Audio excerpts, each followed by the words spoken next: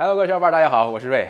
那上期节目呢，我用低温慢煮的办法做了一次炸猪排啊。这个评论区的小伙伴说，你的炸猪排是不错的，但是我们家没有低温慢煮机，怎么办？我是想这样，没有低温慢煮机没有关系啊，只要思想不滑坡，办法总比困难多啊。我的一个主要工作呢，就是帮大家解决一些实际的问题。所以今天啊，我们就不用这个低温慢煮机，我们尝试用其他的设备，看看能不能模拟低温慢煮的效果。第一种办法，电烤箱，最简单也最靠谱。只要你的电烤箱能设定50到60度的温度，很轻松就可以把金属盆内的水温维持在50到55度之间，跟低温慢煮机几乎没有区别，温度变化不会超过正负2度。第二种比较吃器材，带保温功能的电磁炉，我这台可以设定80度保温，实际测试3小时，温度一直维持在60到62度之间。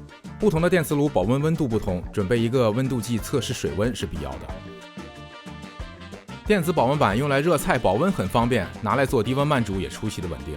保温功能60度，水温几乎一直维持在53度，误差居然只有正负0点几度，不可思议。哎呀，可惜的是，不带功能程序的电磁炉和电陶炉，我用 N 种方法测试都没有办法让水温恒定。即使是开300瓦的最小火，水温也会在短时间内上升到超过慢煮的温度要求。好了，现在肯定有小伙伴说了，你前面3个设备能用的，我们家都没有。我们家有的设备呢，你说不能用，这不是给我们解决实际问题。同志们，没有关系。自从之前看了马蹄厨房的泡脚盆做战斧牛排以后呢，我就一直想试一下，苦于没有机会啊！所以要感谢评论区的小伙伴给了我这次水视频的机会，给了我这个视频题材啊。同时也要感谢我的兄弟马蹄的奇思妙想啊。所以万一要是有人问你们是谁教的啊，记着马蹄厨房啊，别说是我。嘿嘿嘿。哎呀，我说这个东西挺好的，又能养生又能做牛排，双赢。我这次选用了一块接近7公分的优选级战斧牛排，用迷迭香和黑胡椒粒增加风味，目标是慢煮到牛排中心温度45度，再做高温焦化。我建议低温慢煮的肉块厚度不要太薄，也不要太厚，5公分左右，我感觉是最适合大部分人的。厚度越大吧，时间就越长。哎呀，可惜我这里没有这么薄的，我也只能用这块7公分的了。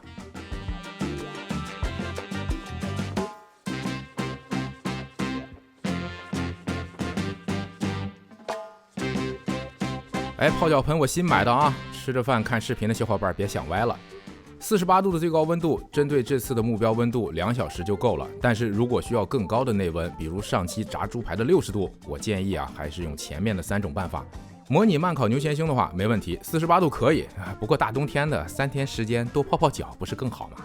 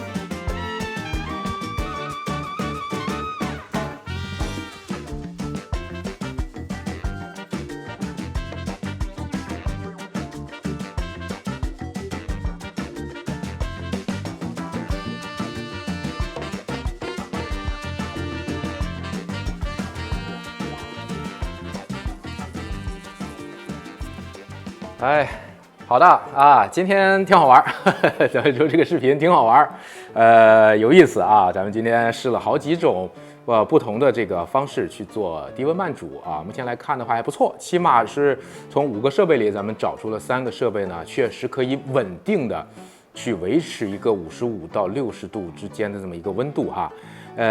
OK， 那我们现在就尝一块这个咱们用洗脚盆做低温慢煮的这个战斧牛排啊，看能不能吃出马蹄的这个味道来。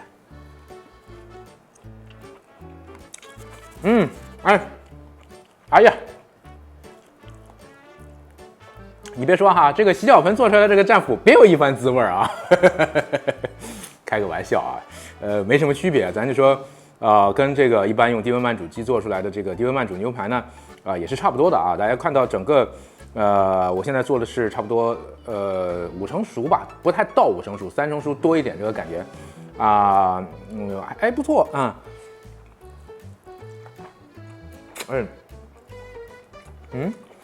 你知道吗？这个低温慢煮，因为可能煮的这段时间不是放着这个黑胡椒粒啊，还有迷迭香。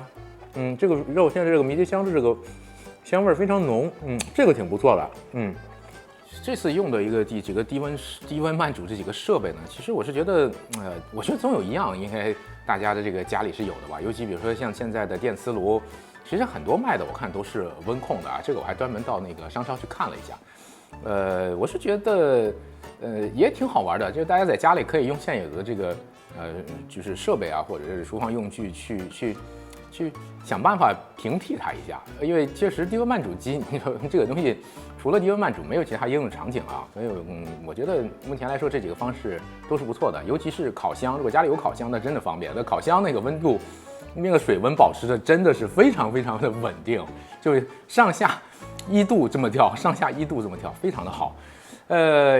那我行啊，我觉得这期节目咱们就拍到这儿吧，是吧？也欢迎大家后面给我多出来这种难题啊，我觉得还是挺兴奋的啊。这个东西咱们怎么说呢？没有困难啊，创造困难也要上啊，同志们，好，3连安排一下啊，我们下期再见啊。Lucky, lucky, lucky me.